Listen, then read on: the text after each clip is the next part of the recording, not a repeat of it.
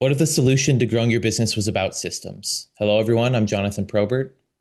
And hey, I'm Laura Franco. I'm Jonathan's co host. Welcome to Systemized. We're here to talk to successful entrepreneurs about the systems that help them grow their business. It's what we wanted to know when we started ours, and it's what's going to help you build yours.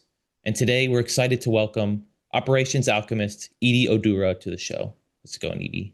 Hey, it's going great. Thanks for having me, guys. Have you on. Let me tell you guys a little bit about Edi first. Edi is a fractional COO for creative well-being brands that are leading movements. At the heart of her work, she crafts systems that expand capacity while shrinking stress, all from a matriarchal, body honoring approach. For years as an engineer, operations leader, spiritual student, and co owner of a business, have culminated in where she is now, building beautiful businesses with beautiful people. Outside of work, she does Latin dance and reconnects with her indigenous spirituality and enjoys Indianapolis with her two girls.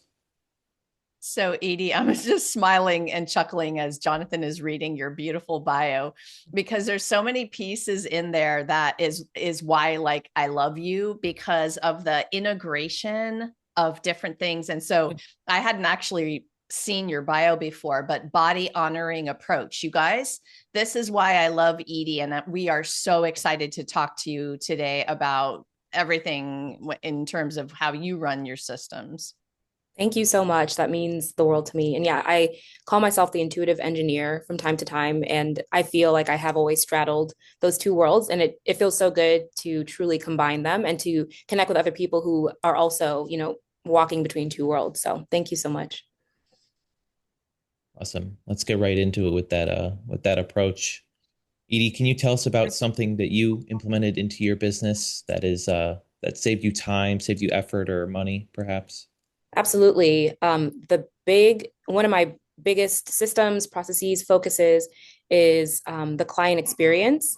And I have previously talked about the client experience as a facet of business, but I now have a whole way of evaluating and upgrading my clients' businesses through the client journey as the main thoroughfare. And should I just dive straight into it Yeah, go or? for it. Go for it. Okay. So oftentimes when people think about business, they think about like when you're evaluating your business or looking at the different parts and pieces, we think marketing, we think sales, we think operations. And that's fine to a degree. But for most of us, we're not running $500 million companies that have hundreds of people in these different silos. And so this kind of fragmented thinking is not actually indicative of the way we interact with our business. The way I think a lot of us interact with our businesses, especially being if you are a heart-centered, people-loving business, which I imagine your viewers are, is we interact with our business around relationship. And so, what I love to do is look at my business through the lens of the relationship with the client. And so, there's four phases I've identified in business that is essentially the client journey that interacting with, I believe, helps us get a clearer picture of what's working and what's not working. And so this replaces the like, okay, how does my marketing feel? And integrates it into that larger conversation. And so the four steps in the client journey that I've identified are first magnetize. And so we do think of this as traditional marketing, but this is where am I showing up to bring people into my world? So this extends beyond, okay, what am I posting to where am I showing up? Does it light me up? Or where are my people at? Am I there? Whether it's online or offline, am I, and what does that look like? And then from magnetize, we go into align, which is when people are moved from just being out in our orbit to being in our inner circle. This is when we are nurturing relationships, when we're getting on sales calls, we're having those deeper conversations from when they become a follower or a networking pal to potential referral partner or client. And then we have serve when we're actually doing the thing, right? Providing the service, providing the product. And then the final stage is canonize. And that's when they become a referral partner or like an evangelist for what we're doing. This is post service, or if they're If we have something like, for example, a holistic doctor, where you probably will be seeing them hopefully for the rest of their lives, right? Or the rest of your life until you retire. This is the stage when they're embedded, they've done everything they can, they're just on autopilot, but now they're bringing other people into the community. I like to think of this stage as kind of growing the mycelium. So you're growing your network through these clients who've gone through the process. So we have magnetize, align, serve, and then canonize. And so these are the steps in the client journey. And I think we can evaluate our business based on these different steps and what we're doing outwardly, and also how things are oriented internally to make this phase happen. And in this way, we end up talking about marketing, sales, operations, accounting, but it's in the context of our relationship to the client journey and the people we're serving. So Edi, I need you to repeat the fourth one, canonize. Canonize, yeah. Can you go a little slower on that one for me? I was following, and then I'm like, wait a minute, I haven't even heard that word before. Like, yeah. Sure. Okay. And it's a word, I use that word, it just dropped in. I don't know if it completely makes sense for the phase yet, but canonize, the word itself means to become a saint, or like in Catholicism, it means to be, I'm not Catholic, but yeah, to become a saint, or it's kind of like that crowning, you've fought the good fight, and at the end of it all, you become a saint, and you're remembered, and etc. And so the reason I picked that word, one is because I do like to play with spiritual religious imagery, and two, because it feels like that's the stage when somebody has gone through the process, they know us, they love us, and they are drawing other people to us. So canonize, is what the stage we would consider where people would be maybe giving reviews and would be sending other people our way, maybe even becoming depending on what they do in their vocation, becoming partners with us or working for us, with us, all that kind of stuff. So this is where we get to get creative about what does a relationship look like beyond I'm offering you a service. Does that clear that up? Yeah. I was thinking of a canon, and I'm I'm like, wait a minute. How did that get in there? Yeah. Thank you for asking. That's good to know that needs to be clarified. I do have a follow-up question there. You keep saying that you end up thinking about all the traditional business stuff like the marketing and sales and whatever. And it's clear that you want a people first kind of approach with your system here. Yeah. Can you explain how to fully differentiate and lean into that people first approach for people who are not exactly like accustomed to it? They're more business savvy kind of people. Mm-hmm. And they kind of want to lead into that. I want to be the people person now, Absolutely. Yeah. I would say the core of it is saying that, like, yes, first, I do want to lead more into the people aspect. How do I begin to interact with my business in a way that's not just, okay, how can I optimize for sales, optimize for X, Y, and Z, but really honor the people present. And really that's a lifestyle worldview shift. So we're not going to get into all that, but once you're tangibly speaking with this, how I help people, once they understand, okay, so these are kind of the phases that I can look at my business from. I lead them in this process at each stage of evaluating the stage in a way, again, that is body honoring and people focused. And so what that looks like is I have 4 evaluatory steps. So it's kind of a matrix, right? We have our 4 phases of the client journey, and then we have 4 ways that we interact with it to optimize and understand it. And so those steps are first sense. I'll say them all, and then we can dive into it. It's first sense, and then strategize. Then we concretize to make concrete, and then we optimize. And so that first step, sense, is I think the piece that often is missing for a lot of people. And this is when we say we're not solving for anything, but how do I feel about magnetized? So when I think of, okay, me being out in the world, drawing people to me, how do I feel about that? Do I feel constrained? Do I feel uncomfortable? Do I feel ineffective? Do I feel joyful? Do I feel effective? And then from that place, then we say, okay, well, we also say, how do I want to feel? And then how do I want my people to feel? And then if you have a larger team, we even say, how do I want my team members to feel? If you're not a solopreneur, you're not the one mainly dealing with this phase, how do I want them to feel? So we get a sense for what are the emotions, what is the energy present? And I have, a whole bunch of guiding questions that help get deeper, because when you just ask, okay, how do you feel about that? We often have a hard time accessing feelings for like things outside of business, let alone in business. But so, and then once we've sensed into that, we have internally mapped out, okay, how do I feel? How do I want to feel about this? How do the people involved feel about this? We move into that strategizing piece where we're like, okay, what could it look like to translate this emotion into essence? And so in the sense of like, okay, I feel ineffective about magnetizing people into my world. Like we get more into the why. Why is that? Like what am I doing now? And what would start to feel better? You know, maybe I'm primarily online, but like I shine meeting people in the local grocery store. Like, how can I do more of that? And then the next step is that concretize, making it concrete is okay, literally in actions. What does it look like to, okay, maybe I need to show up to two events, I want two weekly networking events in person. I want to go to one event a month. This is when, you know, a lot of times we go straight here, right? We touch a little bit of sense, like, oh, this doesn't feel good. And we go straight to concretize. Okay, let me try something different. Let me throw this spaghetti. But this process guides us through truly grounding in ourselves, mind and body, like, because we're sensing into the feeling. What are the shifts we want to make? And then the final step is optimize, which is when we start adding the SOPs. I know that's your like you're the guy for that, and the technology and the optimization, right? So I have my plan, and now where can I reduce friction even more? Where can I delegate? All these different things. And so I really feel like going through that process for each of the client experience stages helps us become people centered by the way it is set up. The focus is on what is the experience of the people involved and how do we shift things so that everybody's experience is more positive, more effective, more synergistic. Yeah. I hope you guys just got some ahas like I did. I'm over here like writing things down like a maniac. And even just understanding magnetize, align, serve, canonize.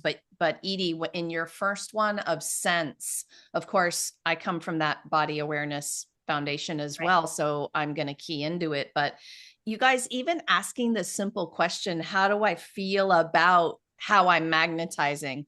And then you got me again when you said, well, are you even asking your team how they feel about how the company is magnetized? And I'm like, oh my gosh, you know, so thank you for all of that. We do skip right to strategy all the time. Yep. We're just like skipping a couple of steps that we really need to back up and think about to make the strategy sustaining, you know?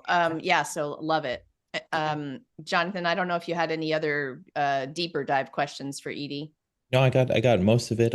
I do think I want one more question here. Just kind of for the everyday entrepreneur, can you give them something, a kind of roadmap, if you will, on how to start putting this into practice, into business? Very first steps, and then maybe second and third as well, if you have them. Sure. I do think the best step is to begin asking yourself how you feel about your business, to just develop that sense. Because even if you don't use my 4-step framework and this and that, right?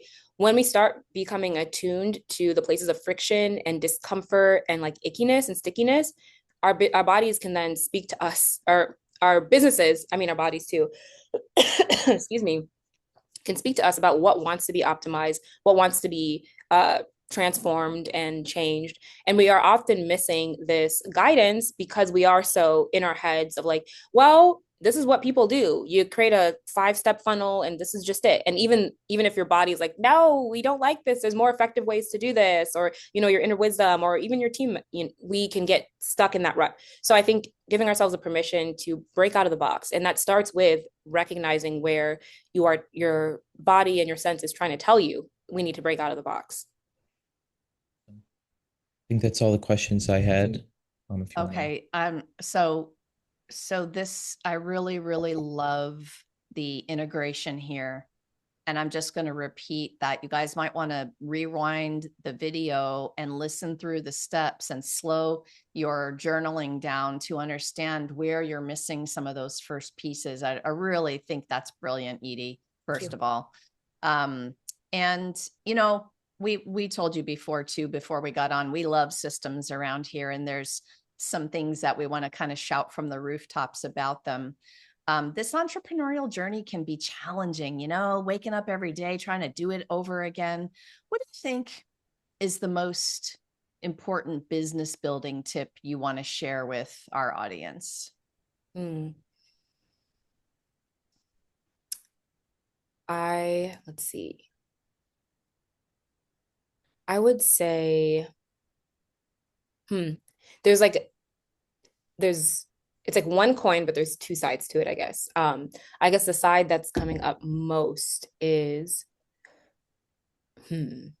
Feel free to say both if you want. Okay. Yeah, because I'm imagining two different kinds of people, and one person's gonna hear this and be like, yeah, hell yeah. And I'm gonna be like, no, you don't need to take that advice. Like, the other person needs that advice, not you. So the first thing that came to mind was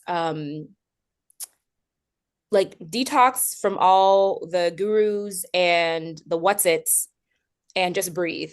I know that I have gotten myself spun around and have taken so much longer in some areas in my business because I was trying to follow somebody else's template, when I needed to really simplify, honor what was present, and trust the acumen that I did have. So here's the other side of the coin, though. There are some people who are quite free-spirited, and we love you. We love you. As systems people, we love you. And maybe it's not even a different person, but it's in a different season. So I will also say the other part, because we can also get spun around trying to figure out the exact perfect path and like mine internally and be like, okay, I'm forging this new innovative path.